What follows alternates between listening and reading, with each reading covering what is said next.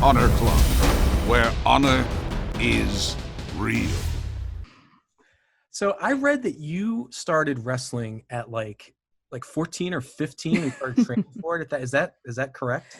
Yeah, I actually started at 13 and lied about my age. Wow. It's terrible. I don't recommend anyone to ever do that. My body is definitely paying for it. Luckily, my mum was on my side and also lied about my age to the promoter at the time to let me train. What a cool mom. She's brilliant. Exactly. She was a single parent, and she used all the money she had to take me to training, sit there, watch me train, drive me to shows. So yeah, it all started at 13, which feels like a very long time ago, and it's quite scary to say. Well, okay, so you decided to start training at 13. Mm-hmm. When did you first become a fan? When did you discover wrestling? Was it that same time or was it earlier? Oh, it was when I was 9. I was playing Tekken on PlayStation 1, and my brother brought home, I think it was Know Your Role. So he pops that on, and I had no idea what it was. To me, it was just another fighting game. And then I saw this female on there called Lita, but at the time I pronounced it Lita. I didn't know any better. I hadn't seen wrestling before in my life. And I started playing that game, and I got obsessed with the game. And then we started renting out VHSs, and I'll never forget the first event I saw was Kane and X-Pac on a team. I forgot who they wrestled, but the vision of Kane carrying out X-Pac, I'll never forget that.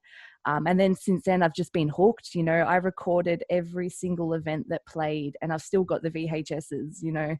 I became obsessed, literally obsessed, to the point where it's all I thought about. And that's when I knew, this is what I want to do. You mentioned Lita there. Yeah. Was she an influence for you? I see a little bit of Lita when I watch you. Man, she was my idol for a very long time. And even now, she's still an inspiration of mine. What she did with the women back then, because obviously a lot of it was very much at that time, which I didn't have any problem with. I loved everything about wrestling. But when I saw Lita in there, first off with S.A. Rios, and then, with the Hardy Boys doing Hurricanranas and moonsaults. She's got tattoos. I was like, who is this woman? I want to be her. But, obviously I went a little far. I had red hair at one point. I had tattoos at one point. But as soon as I put the fishnets on, then that's it. I got to stop. So, she's definitely inspired me. Well, did you go so far as to have Punk tattooed on your inside of your Dude, yes, I was when I was younger, I'm not even gonna lie, at one point I wanted to get Lita's #1 fan tattooed on my back. That's the extent it went to, unfortunately. Well, I know that when you started training, you've had some pretty famous trainers. Can you just talk to me about that, some of the people you've trained with? Yeah. Sure. My first main trainer overseas was Lance Storm. When I turned 18, I saved up and I went and did his school for 3 months, and it was the best 3 months of my life. I'll never, ever forget it. But during that time, I met Teddy Hart at a show, and this was in the middle of a training week. He kind of made us stay at his house, and he wanted us to train with him and go to AAA in Mexico. It was very overwhelming. First time I've ever met Teddy Hart, and I'm sure we're all familiar with Teddy Hart. He is a character. So I went back home to Australia after that, and then we went over to Mexico, trained at AAA. We also lived with Teddy for about 2 months in Canada as well. We trained with him in the ring outside in the snow, all sorts of stuff. But AAA, we had Skyder training us. He was the best. Grand Apache also. There was just a lot of different people coming in and out of Mexico. So that was fun. But yeah, my main trainers, I would say, Lance Storm, Teddy Hart, and Grand Apache. They made huge impacts on me. So having wrestled in so many different places, you've been outside of Australia, you've been to New Zealand, right? Mexico, you've been in the US for Shimmer. Have you taken a little bit maybe as far as the different styles and adapted all of that into your style? Absolutely. I try to incorporate as much as I've learned into my repertoire, I guess. I like to think I have a hybrid kind of style of wrestling. Like I like to use a bit of lucha in there. I also like to use a bit of grappling from my wrestling, Olympic wrestling training that I did for a bit. And also like the technical side of wrestling that I got from Tim Thatcher in Germany. It's amazing to me that no one, I mean, I'm not speaking for everyone, but a lot of people only travel now with the intention of doing shows as opposed to training. Whereas for me, like the love for it comes from the training. So everything I've learned, I put into my matches and to my style. Yeah. So when you were wrestling for Shimmer, I think you had a match against Nicole Savoy, correct? I sure did. I think it was main event of their last event or the event before. Yeah.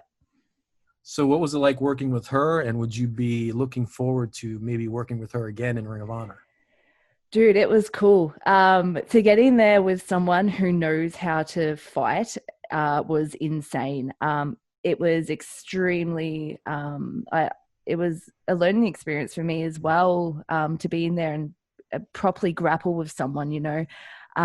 It was great. I loved it. And if I can get the opportunity to do that again at Ring of Honor, like in front of a huge crowd and in front of everyone, it'd just be fantastic. I'd love it.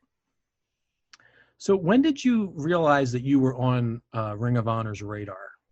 For me, Marty's always been extremely good to me since I first met him. I didn't know, to be honest, that I was on their radar. I really didn't. I knew I wanted to always be a part of Women of Honor. I think I was emailing the wrong email for a few years because every time I went to Shimmer, I would email Ring of Honor and ask to train. That was my intention of getting in there. So I had no idea I was on their radar. And when I got that message from Marty, it was just insane. And I was like, this is where I'm meant to be. It all fell into place perfectly. And, you know, I'm just so proud to actually say I'm a part of it. So how cool will it be once you get here to see a couple of familiar faces in Slex and Adam Brooks? Dude, I am so happy that it's us three. And I know all of Australia is great. Australian wrestling is fantastic. But to have people like Slex, who I've always looked up to from when I first started, and, you know, a talent like Adam Brooks, it's just, I feel like you couldn't have picked a better three people to represent Australia at Ring of Honor. I'm really, really excited and so happy to be a part of it with them.